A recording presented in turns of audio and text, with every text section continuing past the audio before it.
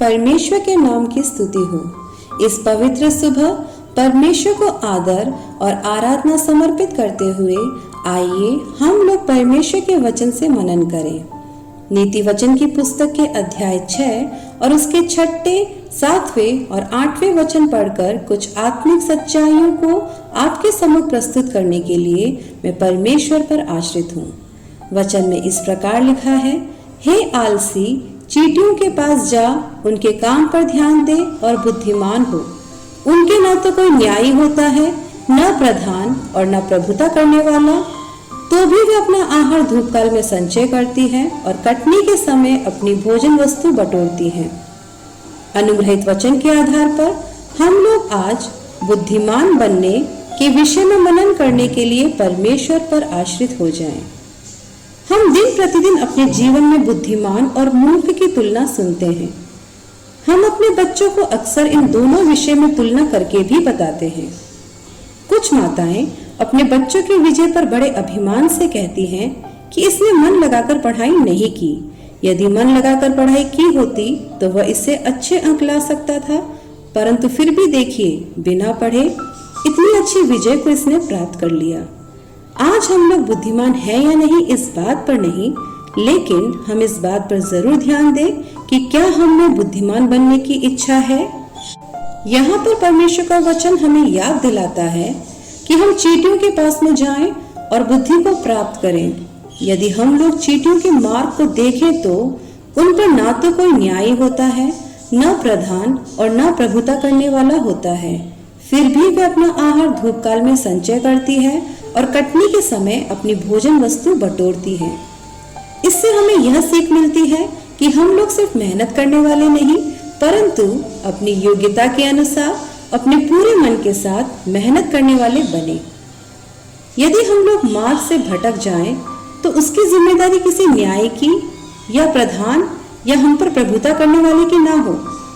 ये न्यायी, प्रधान और प्रभुता करने वाले चाहे अपने मार्गों से भटक जाएं, परंतु हमें अपने मार्गों से भटकना नहीं है। यदि हमें अनंत जीवन में पहुंचना है तो बड़े बुद्धिमानी के साथ, और सिर्फ बुद्धिमानी के साथ ही नहीं, परंतु बड़ी समझदारी के साथ चीजों को समझते हुए हमें आगे बढ़ना होगा। शत्रु हमें उसके अधीन ना कर ले। कैन एक बार अपने भाई हाबिल के ऊपर क्रोध करता है और यह बात हमें परमेश्वर उत्पत्ति की पुस्तक उसके 4 अध्याय के 6 और 7वें वचन में सिखाता है। यहाँ इस प्रकार लिखा है, पाप तेरे द्वार पर छिपा रहता है और उसकी लालसा तेरी ओर होगी और तू उस पर प्रभुता करेगा। परमेश्वर का वचन हमें सिखाता है कि वह पाप जो आज आपके द्वार पर खड़ा है उसे अपने अधीन कर लो।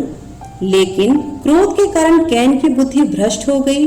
क्रोध में आकर कैन ने अपने होश खो दिए और वह भूल गया कि हाबिल उसका भाई है और अनर्थ कर दिया। यहाँ पर चींटियों से सीखने के लिए हमारे पास बहुत सी बातें हैं।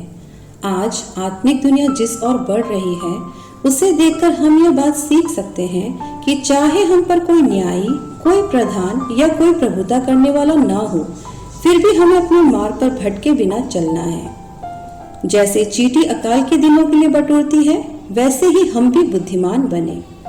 अनंत जीवन पाने के लिए बुद्धिमानी के साथ में परमेश्वर के सही मार्ग पर चल सके। हो सकता है कि आज आपकी अगुवाई करने के लिए अच्छे न्यायी और अच्छे प्रधान हो, लेकिन हमें अपनी नजरें राजाओं के राजा और प्रधानों के प्रधान यीशु मसीह पर लगाए रखनी चाहिए और बुद्धिमानी के साथ में जीने के लिए परमेश्वर पर आश्रित रहना चाहिए। इस बात की इच्छा रखते हुए आइए हम प्रार्थना करें।